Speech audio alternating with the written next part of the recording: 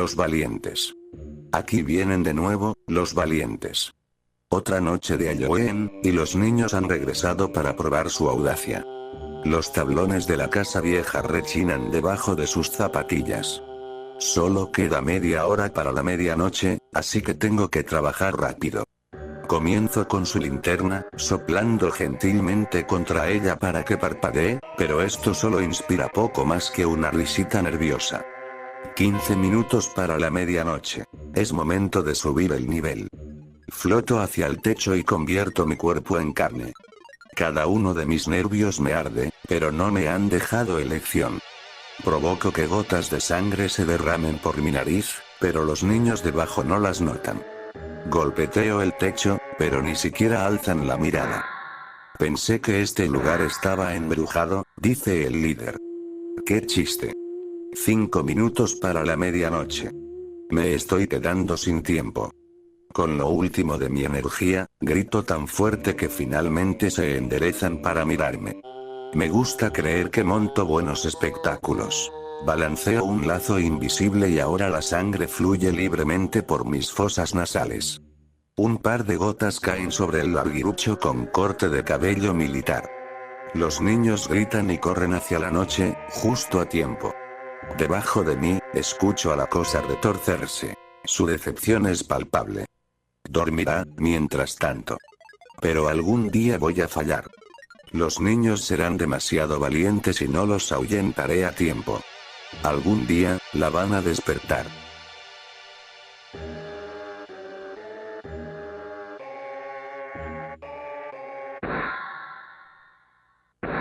Instrumentos de tortura. Don Henderson, como puede ver por la ventana destrozada, la casa desarreglada y la puerta rota de la habitación de Angela, alguien ha entrado a su hogar, a su santuario, y se ha llevado a su preciosa hija. Para cuando lea esto, ella ya estará muy lejos, asegurada en una ubicación remota. Para mañana por la mañana, será despertada y su sufrimiento dará inicio. No se equivoque, la persona a la que conocía como su hija va a desaparecer dentro de poco.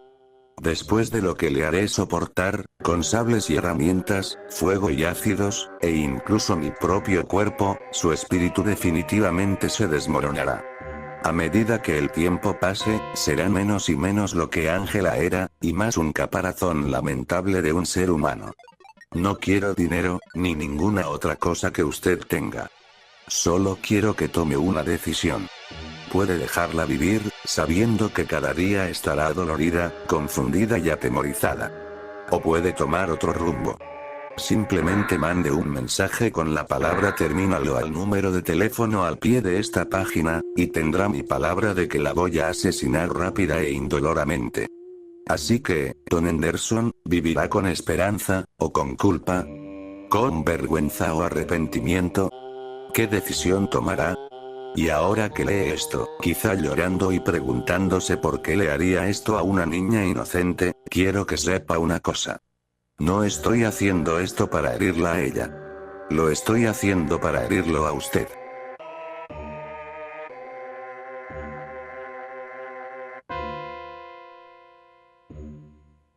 El último pecado. Papi, ¿qué está sucediendo? El miedo impregnaba cada una de sus palabras en tanto su mente de 5 años trataba de asimilar la carnicería y destrucción afuera de la ventana. No pasa nada, hija. Todo acabará pronto, le afirmó su padre en medio de lágrimas y sonrisas falsas. ¿Dolerá? Preguntó ella, sollozando. No, no lo sentirás. Asegúrate de buscar a mami ahí arriba, ¿está bien? Le pidió, reticente, mientras ajustaba la última bala de su pistola. Te amo, papi, dijo la niña cerrando los ojos. Yo también te amo. Las monstruosidades atravesaron las barricadas improvisadas. Pero lo siento, murmuró el padre antes de dispararse a sí mismo.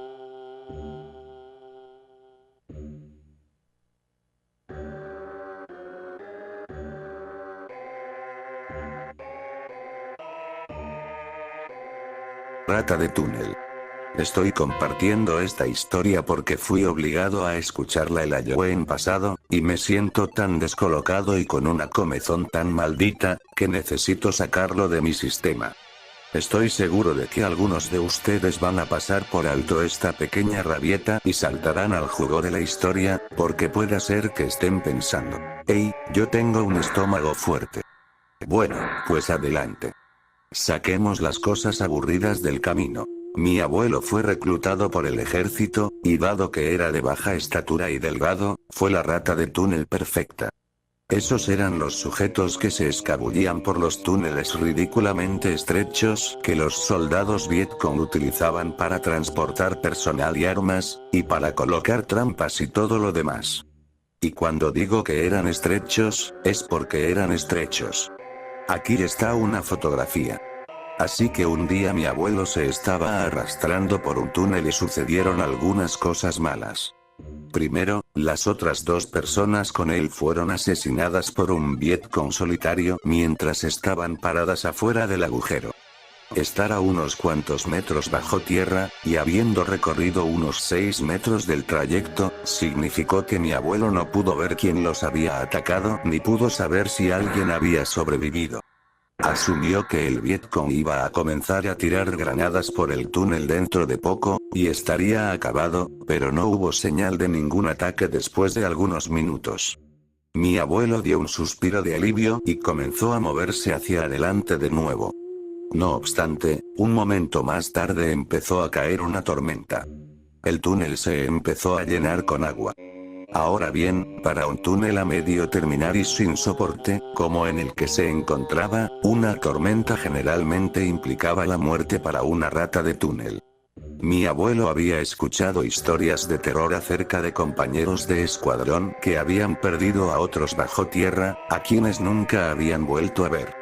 Supuso que él sería uno más, pero no iba a caer sin dar pelea. Se arrastró hacia adelante. Cargaba consigo una pequeña pistola y una linterna.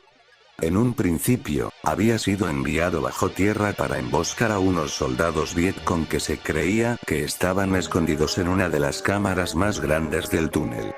Mi abuelo se iba a arrastrar, los iba a sorprender, les iba a volar los sesos y se escabulliría de vuelta hacia afuera. O al menos había sido así como transcurrieron sus primeros 3 viajes por túnel. Su cuarto viaje, no iba muy bien. El túnel se achicaba a medida que se arrastraba. Enfrente de él, escuchó la precipitación de agua. Pensó que eso podría significar que la cámara principal estaba cerca. Se equivocó. El sonido era de la tierra lodosa arriba de él, derritiéndose y sellando el túnel que estaba más adelante. Fue acá cuando comenzó a entrar en pánico. Aunque no se encontraba a una profundidad mayor, quizá a solo 1 metro bajo tierra, sabía que si no comenzaba a excavar muy rápidamente hacia arriba, sería un hombre muerto. Sus uñas se partieron y se cortó las manos gravemente, pero fue capaz de sacar parte de su brazo y rostro afuera del lodo. No pudo proseguir. Su espalda baja estaba empujada con fuerza hacia la tierra y el ángulo lo tenía torcido en una forma de U alongada. Sus piernas estaban atascadas. Arriba de él, 30 centímetros cuadrados de luz estaban brillando desde donde hubiera podido escapar si no estuviera atrapado. Sabía que si empezaba a llover de nuevo, se ahogaría. Pero la lluvia no llegó. Los insectos sí. Primero fueron las hormigas. Por suerte, no fueron las hormigas rojas grandes de las que todo el mundo estaba aterrorizado por ahí. Esas con la mordida que se siente como si te hubieran disparado. En cambio, estas eran diminutas y negras, pero había muchísimas.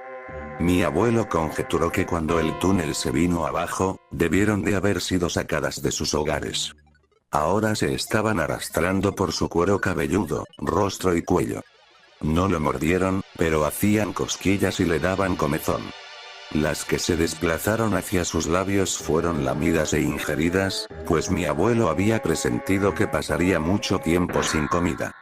Después de un tiempo, las hormigas perdieron el interés. Pero las moscas se convirtieron en un problema. Para entender por qué, tienes que saber en qué posición estaba atascado. El ángulo retorcido e incómodo de su cuerpo había dejado un brazo estirado enfrente de él, pero su hombro y espalda baja no podían ser movidos. Así que tenía un poco de movimiento en su brazo superior, muñeca y mano, pero todo por debajo de su codo básicamente estaba paralizado. ¿Por qué es relevante esto?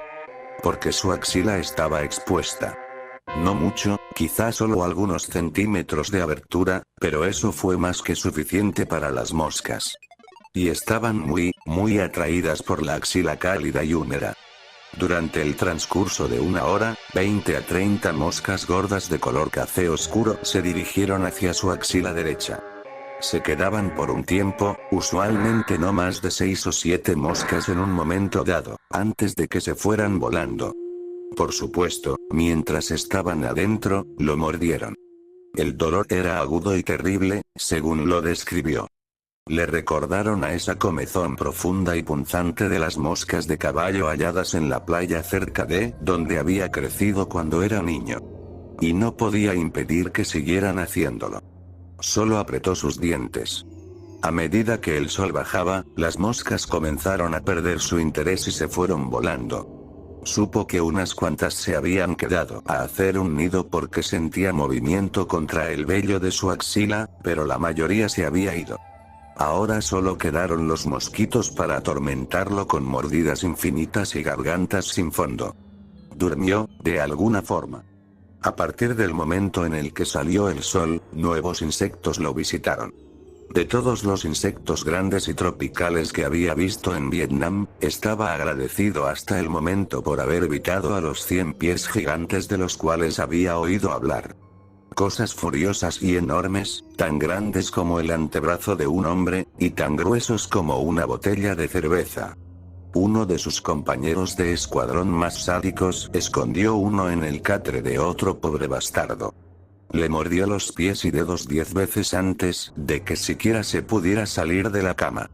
Mi abuelo incluso odiaba a los pequeñitos que encontraba a veces en el sótano de su casa, así que la idea de uno gigante hacía que su sangre se pusiera fría. Mira cómo se ven. Dios te libre. 5 minutos después de que había abierto sus ojos a la luz de la mañana, uno de ellos se arrastró sobre su mano y se enroscó alrededor de su muñeca. Mi abuelo estaba demasiado aterrorizado como para moverse. El poco movimiento que aún conservaba en su mano y muñeca pudo haber sido suficiente como para sacudírselo, pero no se quiso arriesgar. Así que esperó. Aparentemente, a la cosa le gustaba a mi abuelo, porque permaneció encima de él por mucho más de una hora antes de que mi abuelo ya no pudiera lidiar con el estrés. Trató de agarrar al insecto en su puño, pero al instante que comenzó a moverse, la cosa lo empezó a morder. Mi abuelo fue capaz de darle un buen agarre y lo apretó tan fuerte como pudo. El 100 pies se partió por la mitad en su mano y derramó jugos desagradables por su brazo. Los 2 pedazos de su cuerpo cayeron por el agujero. La parte frontal aún retenía un poco de vida, y, a medida que moría, mordió a mi abuelo en la nariz y en los labios hasta que éste se vio obligado a arrancarle la cabeza con sus dientes para acabarlo. El resto del día se la pasó sufriendo en tanto las moscas hacían un enjambre alrededor del cadáver del 100 pies. No se cansaban de él. Durante horas extenuantes, las vio comer y cagar y coger por todas las partes de ese insecto monstruoso. El jugo en su brazo, el cual se había derramado por todo el trayecto hasta su axila, también era como un néctar de los dioses para las moscas. Más y más de ellas volaban de adentro hacia afuera de la axila. También podía notar que más de ellas se estaban quedando dentro de sus confines húmedos. Los pinchazos, la comezón y las sensaciones de cosquilleo eran más tortuosas que los pedazos asquerosos de 100 pies que se había tragado. Las hormigas también habían notado el cadáver del 100 pies. Esta vez, las pequeñas hormigas negras no eran la única variante. Los monstruos rojos con las mandíbulas detestables habían llegado. Pero mi abuelo tuvo suerte, pues estaban más interesadas en matar a las hormigas pequeñas que en molestarlo a él. Sí nos contó que una de ellas le mordió la esquina de su ojo izquierdo, Pero el dolor había sido mucho más leve que del que las maricas del campamento siempre se estaban quejando. Fue aquí cuando mi primo le dijo que había desperdiciado su vocación como profesor en el estudio de género, a lo cual mi abuelo simplemente respondió abofeteándolo en el costado de su cabeza y diciendo: no aprecio los chistes sobre ese campo de estudio. ¡Qué hombre tan complejo! En fin, de vuelta en el infierno, había empezado a llover. Esta fue una bendición mezclada para mi abuelo. La gran mayoría de los insectos se dispersaron para buscar terreno más elevado, pero estaba bastante seguro de que el agujero se iba a llenar con agua y de que se iba a ahogar. Bueno, no se llenó y no se ahogó. Incluso tuvo la oportunidad de beber un poco de agua de lluvia. Había pasado sin comida o agua por un poco más de 24 horas para este punto, así que estaba agradecido de poder haber tragado el equivalente a unas cuantas cucharadas. Hubo un momento de pánico cuando la tierra debajo de sus caderas se movió hacia abajo y pensó que se iba a caer y quedar enterrado. Pero tuvo suerte de nuevo. El desplazamiento fue menor. Había estado atascado en esa forma de agua alargada por un tiempo, y definitivamente fue algo positivo que un poco de la presión alrededor de su entrepierna se hubiese aliviado. Fue capaz de menear sus caderas y trasero un poco, y supuso que quizá había algunos 5 centímetros de espacio en esa área, pero nada más que le brindara alguna esperanza de poder arrastrarse hacia afuera. Se quedó dormido al atardecer y fue despertado antes del amanecer por un dolor severo en su axila. Supo desde un comienzo que las moscas habían estado ocupadas dañando su piel y probablemente comiéndosela. Se había resignado ante ese hecho. Siempre y cuando no fuera otro 100 pies, no se iba a quejar. Pero este dolor era nuevo y era impresionante. Las mordidas llegaron con mucha más frecuencia y sentía muchas de las moscas moviéndose alrededor. Ese dolor, a pesar de su severidad, fue mitigado por lo que vino después. Solo déjenme dar a entender esto. No quiero contar esta parte de la historia. El solo pensar en ello me da entera. Pero maldición, es esencial para la experiencia. Y me disculpo por adelantado porque tengas que leerlo. Trataré de hacerlo rápido. La caída de la Tierra fue el resultado de una colonia de hormigas que colapsó, una grande. Todas las hormigas salieron de los vestigios y se habían estado quedando en la superficie de la Tierra justo arriba de las caderas de mi abuelo. Pero a medida que él comenzó a acomodarse en la nueva posición a lo largo de la noche, las hormigas se agitaron y lo emboscaron. Y con él, me refiero a su entrepierna. Quizá la única cosa que igualó el horror en la sala de estar mientras mi abuelo hablaba sobre las hormigas que se arrastraron dentro de su pene llano, fue cuán fuerte se rió mi abuela a medida que lo contaba. Tengo que acercarme bastante para ver las cicatrices, exclamó en tanto lágrimas de risa recorrían sus mejillas. La nueva novia de mi hermano Derek se tornó verde y abandonó la habitación con Derek corriendo detrás de ella.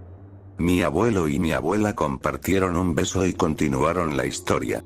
Con hormigas hasta el fondo de su pene y culo, y moscas construyendo un proyecto hogareño en su axila, mi abuelo sufrió por los siguientes 2 días en medio de una neblina de dolor y miedo. La ausencia de comida y agua habían cobrado su factura. Nos dijo que esto fue útil en cierta forma. El dolor se hizo menos agudo a través de los altibajos de su estado de conciencia. Transcurrieron un par de días más y se dio cuenta de que casi había permanecido atascado por una semana. Las lluvias lo habían mantenido hidratado solo lo suficiente como para permanecer con vida. Su axila estaba entumecida por todo el trayecto hasta la última costilla de su lado derecho. Las moscas estaban ignorando lo demás y solo estaban saliendo y entrando directamente a la axila. Las hormigas aventureras habían perdido el interés después de un tiempo, pero, de vez en cuando, sentía una punzada terrible en áreas increíblemente sensibles. Más tiempo pasó. Un día, por la tarde, escuchó a municiones. Había estado escuchando lo mismo en buena medida desde que se había quedado atorado, pero siempre fue muy en la distancia, demasiado lejos como para que tuviera alguna esperanza de que fuera a ser rescatado. Pero esta vez fue bastante cerca. Lo sobrecogió una sensación de anticipación, la cual fue arruinada por la preocupación de que había sido encontrado por el bando equivocado. Pero, para su asombro, no fueron los soldados Vietcong a quienes había escuchado gritar después de todo el tiroteo. Mi abuelo comenzó a menear su mano con el poco movimiento que podía invocar. Escuchó a alguien gritar: «Oye, hay un brazo por allá». Mi abuelo gritó de regreso de forma incoherente y fue recibido pronto por el panorama de un soldado de los Estados Unidos observándolo desde arriba. Le tomó al soldado y a sus compañeros de escuadrón 10 minutos para desenterrar a mi abuelo del agujero. Él los recuerda a todos profiriendo alguna variación de «por la puta madre» después de que lo habían liberado. Alguien comunicó su posición por medio del radio y, después de una cantidad de tiempo indeterminada, un helicóptero aterrizó en un claro cercano. Mi abuelo fue cargado en una camilla y lo levantaron. El médico que había sido traído para el viaje cortó la camisa de mi abuelo y vomitó sin demora. Cuando el resto de los soldados en el helicóptero observaron lo que el médico había visto, unos cuantos de ellos también rociaron vómito por el costado del vehículo aéreo. Unos días después de que había sido rescatado, mi abuelo se despertó en un hospital. Y no fue el hospital de la base, fue uno en los Estados Unidos. No tenía idea de cómo había llegado hasta ahí. Una vez que había sido rescatado, se desmayó y durmió por casi 36 horas consecutivas. Algunas personas pensaron que quedó en coma, hasta que un pobre médico trató de despertarlo y mi abuelo le dijo que se fuera a la mierda y dejó al sujeto inconsciente con un solo golpe en el mentón. Ahora que estaba despierto, los doctores le contaron a mi abuelo acerca de la extensión de sus heridas. Aparte de la deshidratación severa, estaba absolutamente infestado con mordidas infectadas. Las que se encontraban en sus áreas más sensibles no eran mucha causa para alarmarse, a pesar de la incomodidad.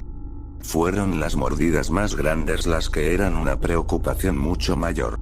La de la hormiga roja fue la peor, y, por un tiempo, los doctores estuvieron preocupados con que fuera a perder el ojo. Sus labios y nariz tenían una hinchazón terrible por las mordidas infectadas del 100 pies. Y pese a que todas esas mordidas eran horribles, se pudo haber recuperado en unas cuantas semanas y habría vuelto a los túneles poco después de eso. Pero su axila fue el motivo por el cual fue enviado de vuelta a casa. El rezno es la única mosca de la muerte que coloca sus huevos dentro de los seres humanos. Aquí está una fotografía de un pobre bastardo, y, de nuevo, lo siento por hacerles esto. Hasta que ocurrió la experiencia de mi abuelo, nadie ni siquiera sabía que los reznos existían en Vietnam.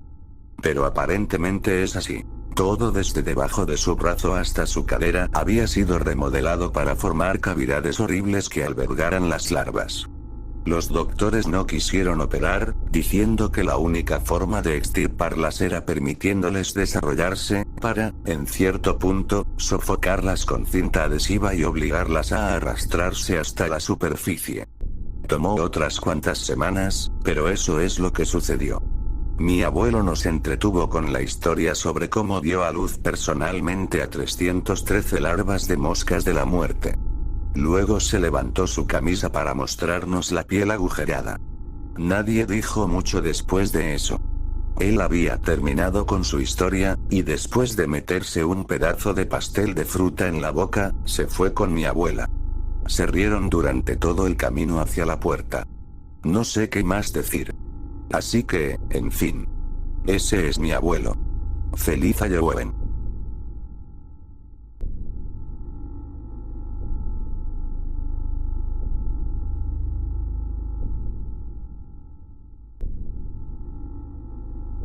Un enano furioso se viste como una niñita para atrapar pedófilos. Mi teléfono. 15% de batería. Nos conviene darnos prisa. Me estoy escondiendo detrás de un árbol con Mark Burnham mientras escribo esto, aunque recientemente se le conoce mejor como Stacey.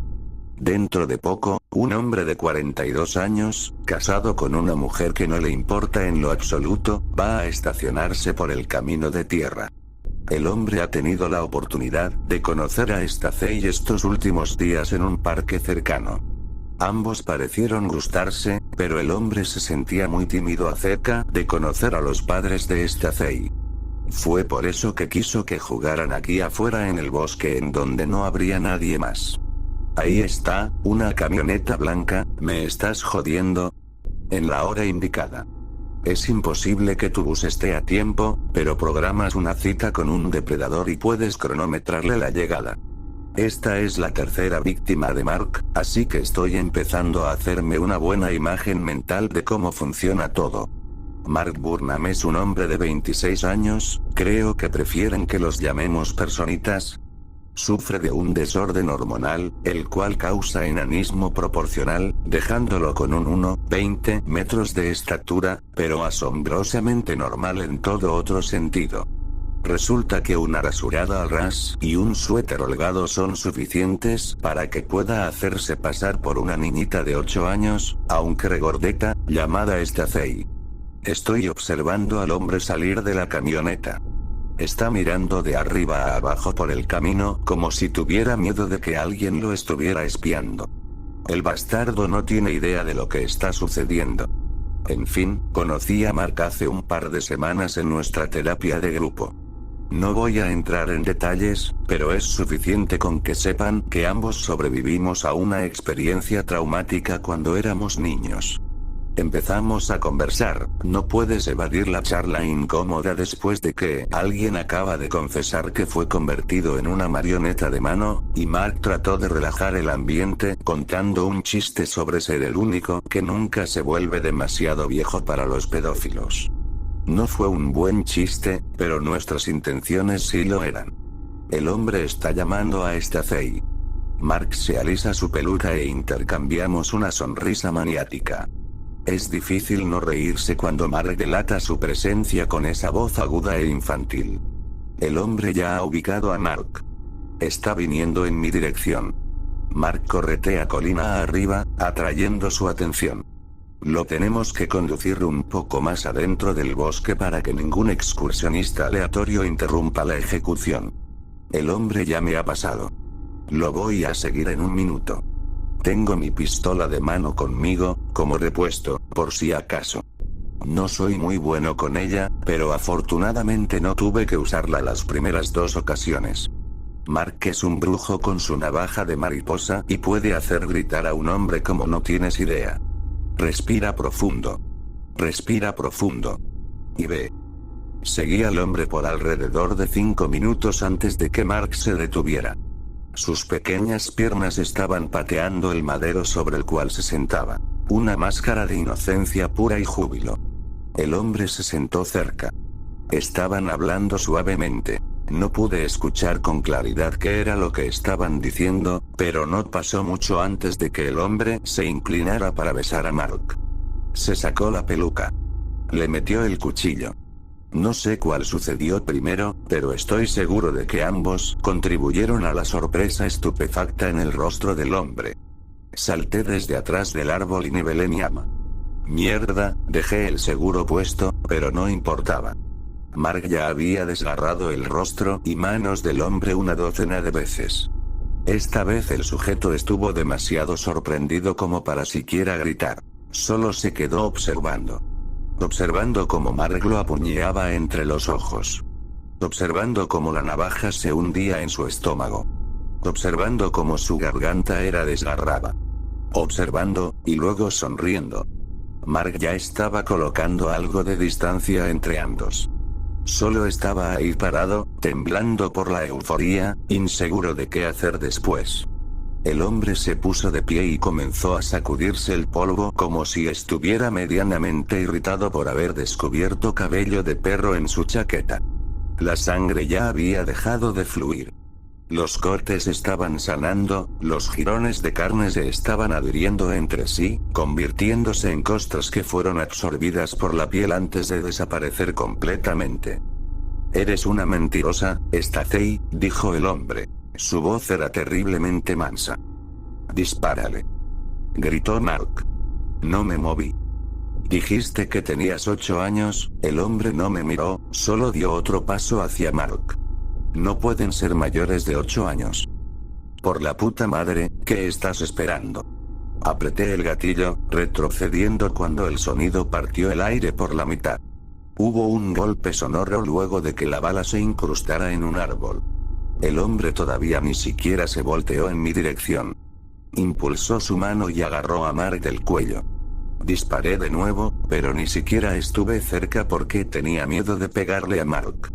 El hombre hizo a Mark en el aire, moviéndolo violentamente en mi dirección como un escudo. Los bracitos de Mark estaban forcejeando inútilmente contra el agarre implacable. Sus piernas revoloteando transformaron el aire adyacente en una agitación de energía desesperada. Dispárale. Dispárame. No me importa, solo haz algo. Sí, dice algo. Observé. E incluso eso fue más de lo que pude soportar. El pecho del hombre explotó hacia afuera, ensanchando sus costillas como si fueran muchos dientes blancos gigantes. Su cabeza estaba tan torcida hacia atrás que su espina dorsal se abultaba contra su cuello. Su cuerpo entero se estaba arqueando para darle espacio a las mandíbulas imposibles. Mark alcanzó a conectar un par de golpes más, pero la abominación engulló el cuerpo entero del enano con su enorme cavidad pectoral. Sus costillas se cerraron de golpe más rápido que el ataque de una serpiente. La abertura horrenda, que señalaba en donde la piel se había separado, ya se estaba disipando. Dentro de poco, no hubo nada aparte de su camisa rota para marcar el lugar desde donde se había burlado de su propia humanidad. Tráeme a una niña de 8 años real el día de mañana, me dijo. Me di la vuelta y corrí. Tan rápido y con tanta fuerza que cada hueso de mi cuerpo se sentía como si estuviese a punto de partirse por el impacto de mi galope. «Oh no», pronunció a mis espaldas. «¿Qué es lo peor que te podría pasar?»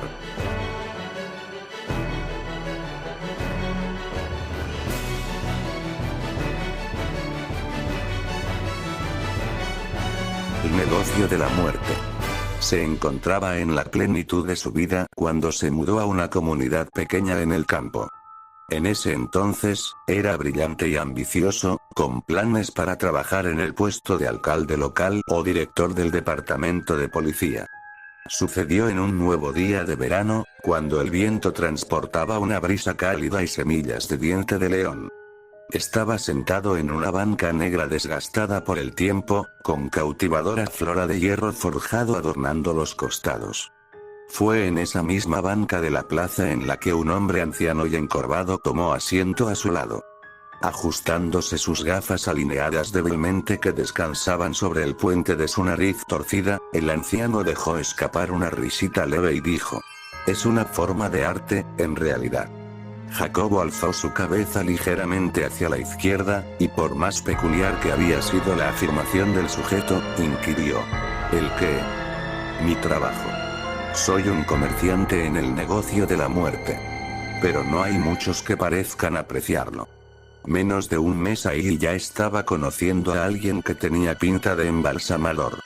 Con la curiosidad asomándose y nada más que hacer ese día, le permitió continuar al anciano.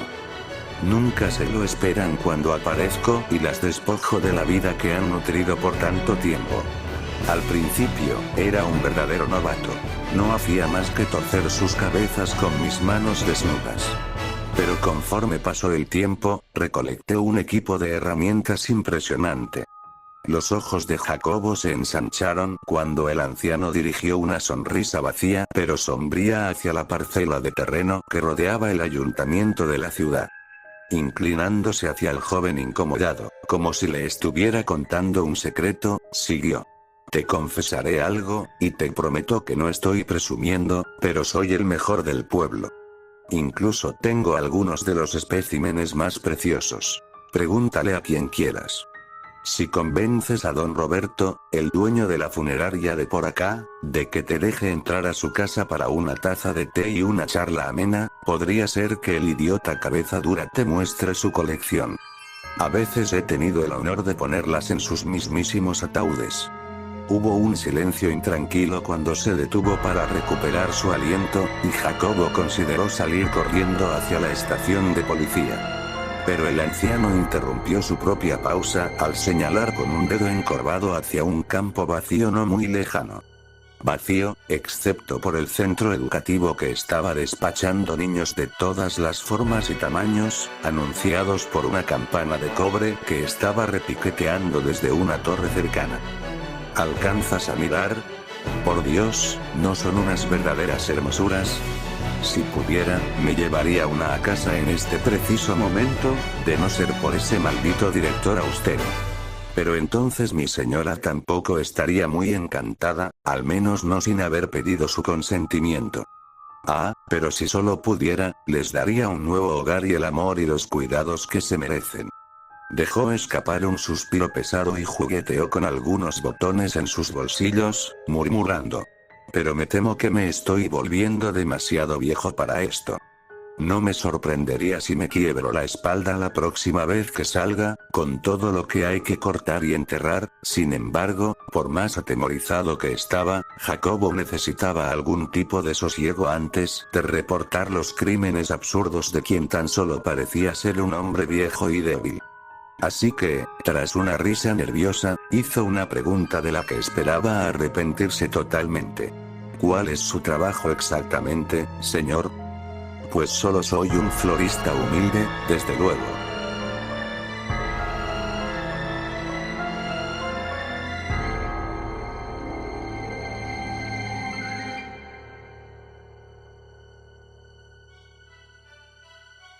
Perro encontrado, maldición, nalgadas, exclamé mientras daba mi 10º recorrido por el vecindario. Mi novia no estaba muy alejada, haciendo su mejor esfuerzo para llamar al estúpido animal con su voz más dulce y cantarina, añadiendo algunos chasquidos de lengua por si acaso. Creo que esta vez se va a quedar perdido, mencioné, pero no sabía si ella estaba decidiendo ignorarme o si solo estaba demasiado ocupada sacudiendo un arbusto cercano. Ajá. Como si el perro iba a estar descansando dentro de un puto arbusto. Fue un regalo de Navidad para ella de sus padres, a quienes yo no les agradaba y sabían que no me gustan los perros. Creo que supusieron que eso nos iba a alejar, pero me las arreglé para tolerar al animal apestoso y babeante solo para joderlos. A medida que pasaba por cada poste telefónico, golpeaba cada uno de nuestros pósteres de perro extraviado. Quería quitarlos y ponerle un alto a toda esa preocupación frenética por el bienestar del animal. Oye, cariño, me llamó mi novia. ¿Puedes ir a la cafetería y traerme un chocolate caliente? Hace mucho frío y no quiero congelarme mientras estamos acá. Gracias. Ah, bueno, entonces quizá deberíamos volver adentro, querida, pensé. Te preocupa congelarte a 15 grados, pero ¿no has pensado que ya le debió de pasar lo mismo al perro? Dios. Por supuesto, contesté con un tono medio sarcástico, mirando por encima de mi hombro y notando que ella estaba asomándose detrás de un hidrante. Amo a esa mujer, pero coño, puede ser bien estúpida a veces. En tanto daba la vuelta en la intersección, a un bloque de distancia de la cafetería, un volante captó mi atención. Perro encontrado fue lo que me atrajo al comienzo, y luego la fotografía de un labrador que se veía justo como el nuestro.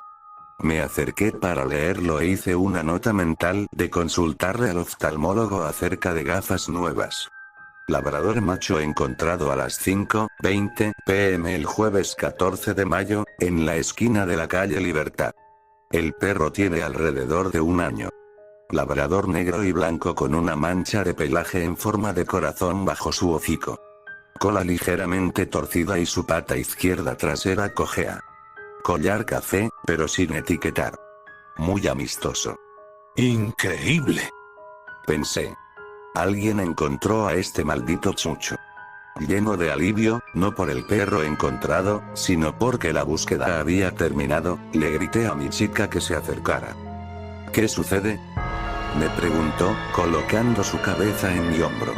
Ah. Soltó, emocionada, al notar finalmente el volante frente a ella. Mira, es nalgadas. Anunció, leyendo el volante en voz alta para confirmar que el perro fotografiado era, en efecto, el nuestro.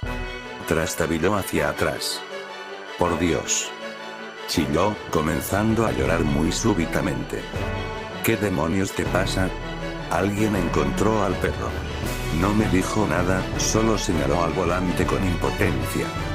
No te entiendo, le dije, girándome de nuevo hacia el volante para leerlo en voz alta, pensando que me había saltado algo. Nada me pareció extraño hasta que miré más de cerca a la parte de texto pequeño, que antes había descartado como la información de contacto. Solo era una oración. Sabía apoyo.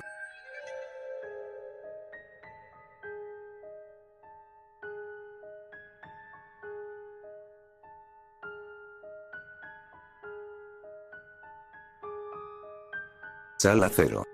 Ha pasado un tiempo desde que he escrito algo relacionado con la corporación de Disney, y estoy seguro de que pueden entender por qué. Ha estado sucediendo mucho desde mi última publicación. He recibido cantidad de preguntas y preocupaciones de individuos que leyeron mi experiencia de primera mano en el Palacio de Mowgli, un parque de diversiones que fue construido y abandonado por Disney. Quiero agradecerle a todos los que han compartido mi publicación.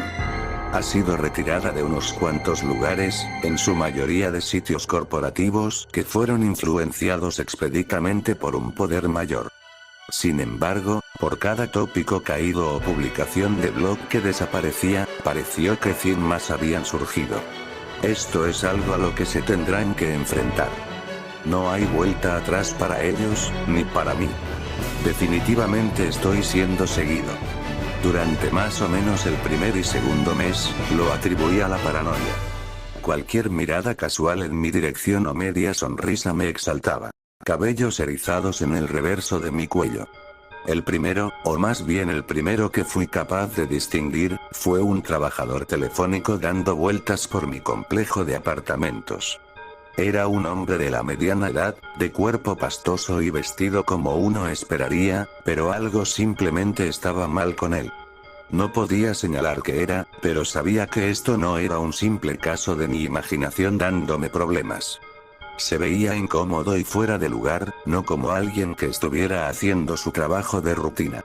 Lo seguí alrededor de la esquina, solo para perderlo.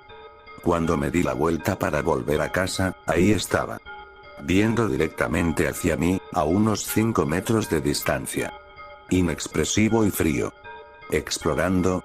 Me preguntó. Eso fue todo lo que dijo y hubo un tono acusador en su voz. Díganme qué clase de operario telefónico hace eso. Supongo que esa fue la peor parte, nunca sentirme seguro. Nunca sentirme solo. Eso, y la mercancía ocasional de Disney, que era dejada en algún lugar para que la encontrara. Mickeys pequeños de goma en el buzón, una revista de Disney Adventures en mi librero. Esconden Mickeys pequeños por todos lados. 3 círculos, uno grande, 2 pequeños, a manera de la silueta de la famosa cabeza de ratón. He empezado a llevar una lista activa de los Mickeys que he encontrado. Anillos de humedad en mi mesa de café, uno grande, 2 pequeños. Botellas de vidrio pigmentadas que fueron dejadas en la entrada de mi apartamento, vistas desde lo alto, todas rojas. Graffiti en la pared que queda en mi camino hacia el trabajo. Una tierra enorme, y un sol y una luna pequeños en las ubicaciones apropiadas. Están por todos lados. También hay personas que me han mandado correos acerca de esto. Si republicas cualquier cosa que yo diga, empezarás a encontrar esas siluetas hijas de puta. Te lo garantizo. La mejor hasta ahora, una que de hecho me hizo reír por el horror de todo el asunto, fue un dibujo en tiza junto a mi auto. Fui agarrado desprevenido al comienzo, caminando por el estacionamiento, estando atento de perseguidores. La silueta pareció encajar a la perfección con, bueno, una víctima de asesinato con la que probablemente ya han de estar familiarizados si han leído mis publicaciones anteriores. Escrito con pintura amarilla, sin duda, se encontraba una sola palabra: retráctate. Lo único beneficioso que ha salido de todo esto, es que ahora sé que no soy la única persona que ha visto algo que no debió haber visto. No voy a dar nombres, porque, bueno, si debo decirles por qué, no han estado prestando atención. Investigador visita parques de Disney siempre que puede a lo largo del año. No va ahí para divertirse o disfrutar las atracciones. Está buscando a las mascotas. Al parecer, ha existido una tradición extensa de personas que han reportado a clientes extraños por el parque. Clientes espectadores, silenciosos e inmóviles de todas edades, formas y tamaños. Hombres, mujeres, adultos, niños y adolescentes. Todos vistiendo con máscaras de gas tematizadas con Disney. Tiempo atrás, Disney recibía centenares de quejas acerca de individuos vestidos extrañamente que perseguían a los demás por el parque. Individuos que luego se mezclaban en las multitudes y desaparecían. Tiempo después, las máscaras de gas causaron que las personas trazaran otras conclusiones, y reportes de posibles terroristas y bombarderos empezaron a fluir. Seguramente, todos esos reportes se fueron directo hacia la papelera.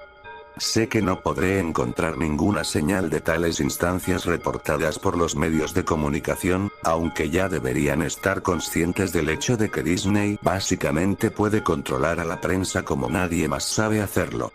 Investigador viaja a los parques, habla con algunas personas y trata de no atraer mucha atención hacia sí mismo. Solo les pregunta a 3 o 4 familias si han visto a sus amigos, quienes están vistiendo con máscaras curiosas. Aún está por ver a una mascota personalmente, pero, en una ocasión, un niño lo orientó hacia Frontier Town. A medida que se precipitaba a través de la multitud, escuchó una única voz por delante, gritando: «Mami. Yo también quiero una máscara de aire de Goofy». Un conocido, a quien llamaré Salvavidas, trabajó en un parque acuático de Disney desde 2001 a 2003.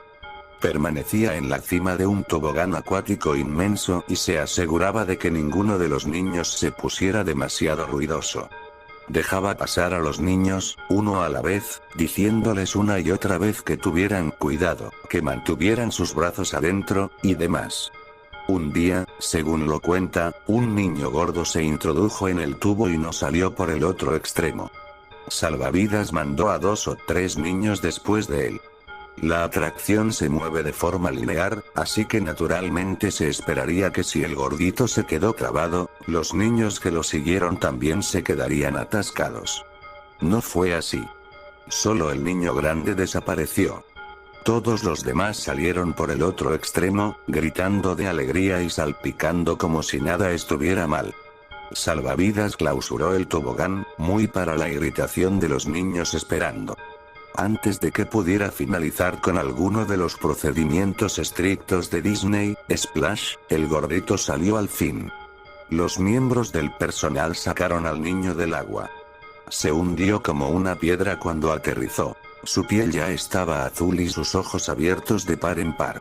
Lo único que pudo decir fue: «Niños sin rostro y deja de apretarme». El niño se encuentra bien, en caso de que se lo pregunten. Fue transportado enseguida hacia el centro médico. Cuando se le pidió a Salvavidas que abriera el tobogán de nuevo, hizo una gran escena acerca de cómo no era seguro. A pesar de sus quejas, fue amenazado con ser despedido y abrió el tobogán de nuevo a regañadientes. A partir de ese punto en adelante, estuvo más atento de los niños. De vez en cuando, salían en el orden equivocado. Aunque nunca tan aturdidos como el niño gordo, siempre tenían una mirada vaga de preocupación, un estupor parcial de ensueño que parecía como si estuviesen tratando de discernir cuál era la realidad. Leí sus correos con el mismo tipo de inquietud que ustedes pueden estar sintiendo en este momento. Quería que él compartiera su propia historia, pero, al final, no quiso exponerse a sí mismo de esa forma. No puedo decir que lo culpo. Blancanieves, quien en realidad no era el papel que actuaba, fue un personaje de un parque. Tenía un chisme bastante jugoso para mí. ¿Saben lo que pasa cuando un empleado disfrazado cae muerto dentro de su traje? Es decir, que un momento se esté tomando una fotografía con el pequeño Jimmy, y al siguiente haya tenido un derrame fatal.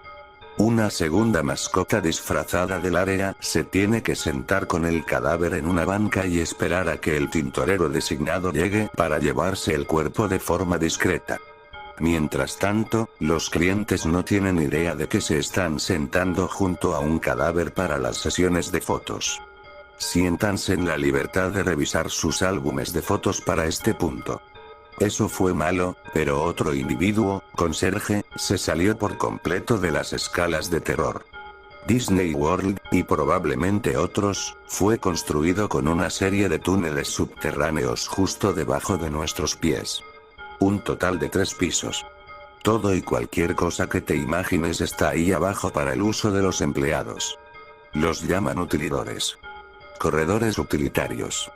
Básicamente, esa es la razón por la que no ves a un personaje fuera de lugar o a conserjes merodeando el parque.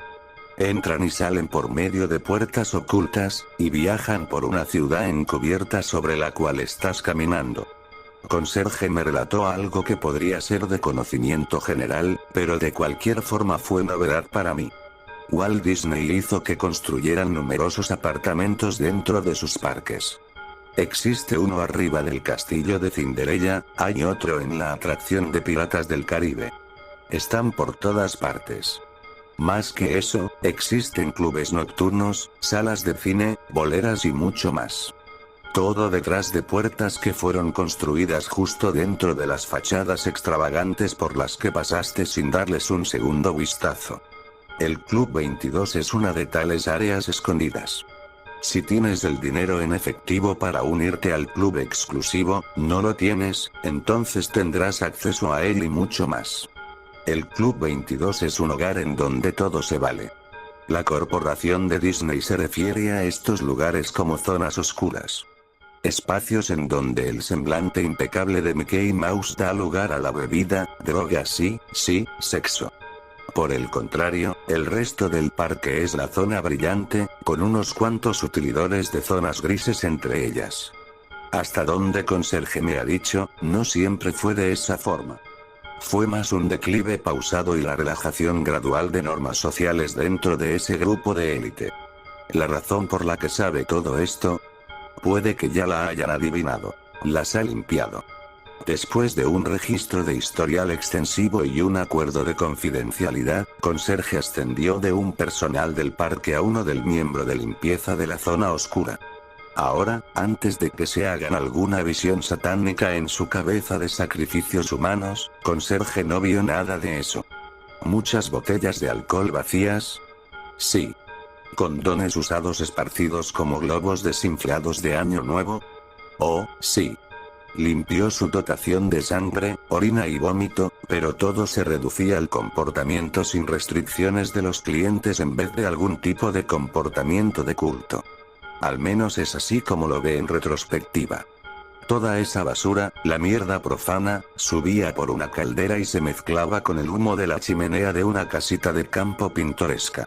Si has ido a Disney World, has respirado pecado ultra condensado. Martillo vino a respaldar esta información.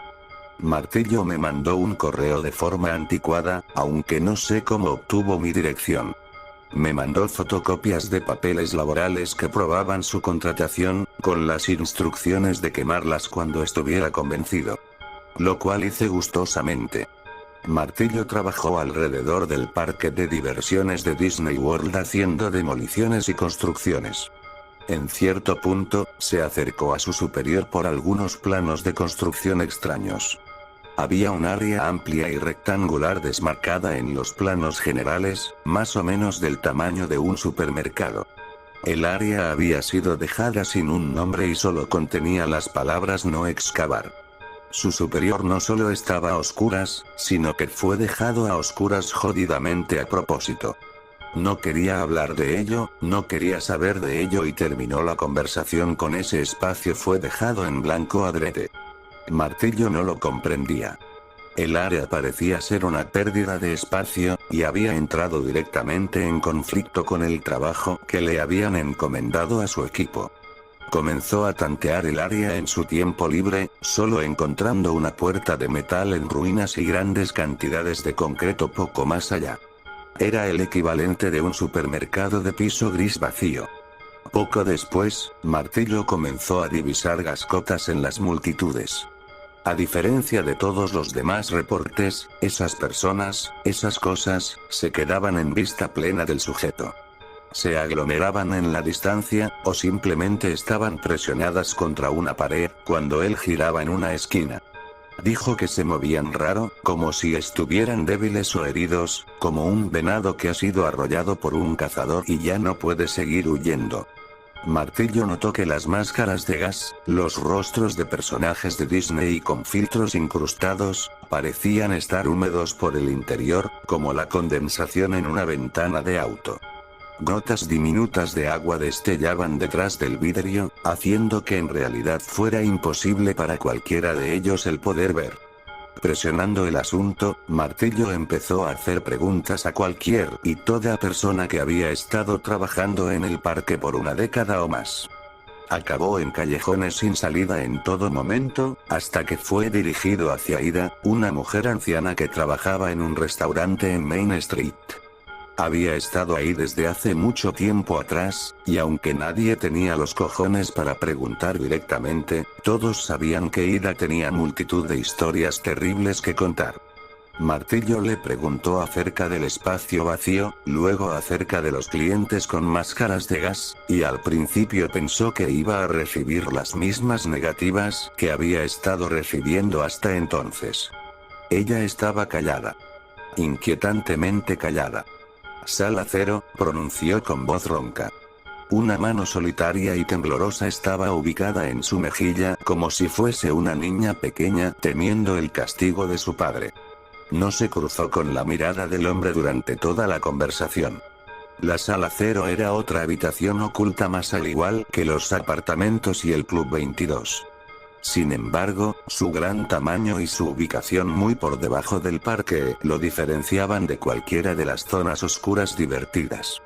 Era un refugio antibombas. La sala 0 fue construida para soportar un ataque masivo, ya sea ejecutado por enemigos extranjeros o domésticos.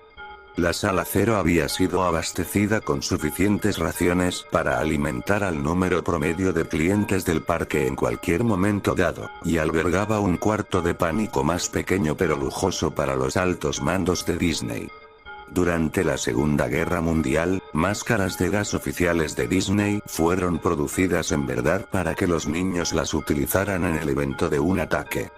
La idea era que sería menos atemorizante para los niños si el rostro de Disney fuera estampado en los dispositivos de seguridad para tiempos de guerra. Y además, algún genio decidió que entonces los niños estarían atemorizados por las máscaras de gas con las que sus padres vestirían, y así, todas las máscaras, para adultos y niños, se tuvieron que ajustar al mismo estándar peculiar. Durante el susto de la Guerra Fría de los 60, cuando Disney World fue construido, la Sala 0 también fue abastecida con máscaras similares. Ya sea porque realmente se preocuparan por los miedos de los niños, o solo porque fuera publicidad insensible, los objetos encontraron su camino hacia ahí abajo. Pero nada de esto explicaba lo que Martillo había estado viendo. No solo las apariciones visiblemente sobrenaturales, sino también la sala desolada. He estado ahí, le explicó él. No es más que un techo de cemento y 4 paredes. No, Ida negó con su cabeza y se cubrió la boca, ahogando un sollozo. Has estado encima de ella. Algo o alguien hicieron sonar la alarma un día, cuando el parque estaba a capacidad total. La advertencia fue clara. Supuestamente, era un ataque aéreo.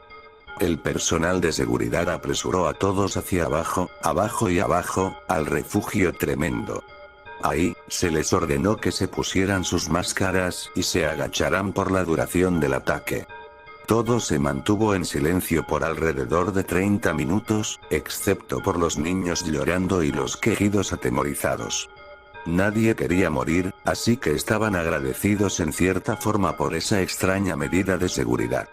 Entonces, el primer grito se disparó. «¡Oye!», exclamó un hombre. «Deja de pellizcarme». Olas de chillidos y alaridos fluyeron a través de la multitud, desde una pared a la otra, de adelante hacia atrás. ¿Quién anda corriendo? Tranquilícense. ¿Quién se está riendo? No es gracioso. ¡Auch! ¿Quién se paró en mi pie? A pesar de los guardias de seguridad que les rogaban a todos que se sosegaran y mantuvieran la calma, la multitud se tornó más y más agitada hasta que, finalmente, después de casi una hora de ansiedad, las luces parpadearon, y luego murieron. Lo que siguió solo puede ser descrito como caos total. En la oscuridad, nada aparte de los chillidos de los jóvenes y los llantos angustiados de los adultos podían ser escuchados en medio del estruendo masivo e inflamado que hizo sangrar los oídos de todos dentro de esa cámara negra resonante. Un grupo de miembros del personal y unos cuantos clientes lograron llegar a la puerta, más preparados para enfrentar la guerra que a la insania de abajo. Lo que encontraron, por supuesto, fue un parque de diversiones desolado pero intacto. La música se seguía reproduciendo, haciendo eco a través de las ciudades de cuentos de hadas. Al regresar a la sala cero, los pocos que yacían en la cima de la escalera de hierro no oyeron ningún signo de la riña previa. Solo había silencio. Fue Ida quien descendió por la escalera a pesar de las súplicas de quienes dejó arriba. Se acercó a las puertas reforzadas, ahora empapada en oscuridad y solo escuchando el zumbido en sus oídos. Una única voz provino de la negrura. El eco hizo que fuera imposible discernir si el tono rasposo y burlesco estaba al final del refugio antibombas o si estaba justo enfrente de su cara. Cierra la puerta, cariño. Estás dejando que se escape el frío. Dominada por el terror, hizo justamente eso. En cuestión de días, el establecimiento entero, refugio, escalera, todo ello, fue cubierto con metro sobre metro de cemento. El sistema de ventilación y los generadores encima de su techo fueron removidos, creando el gran espacio vacío. Todos aún siguen ahí abajo, le dijo Ida a Martillo. Ahí abajo con quien quiera que haya sido eso. Puede que hayas notado que he usado el nombre de Ida. Desafortunadamente, falleció poco después de haber contado su historia. Caída accidental luego de haberse levantado de la cama para encender una luz. Tan devota a la compañía, reportó el periódico, que hasta su habitación entera estaba cubierta con siluetas de Mickey.